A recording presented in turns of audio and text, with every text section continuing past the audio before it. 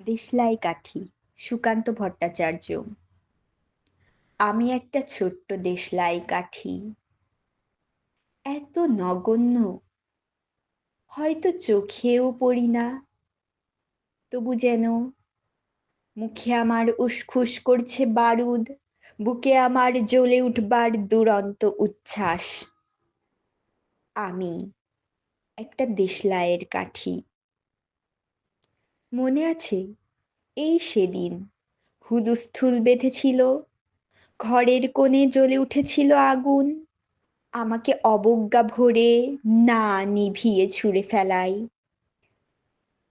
কত ঘরকে দিয়েছি পুড়িয়ে, কত প্রাসাদকে করেছি ধূলিসাৎ, আমি একাই ছোট্ট একটা দেশলাইয়ের কাঠি। এমনই বহু নগর, বহু রাজ্যকে দিতে পারি ছাড়খাড় করে, তবুও অবজ্ঞা করবে আমাদের। মনে নেই এই সেদিন আমরা সবাই জ্বলে উঠেছিলাম একই বাক্সে, চমকে উঠেছিলে।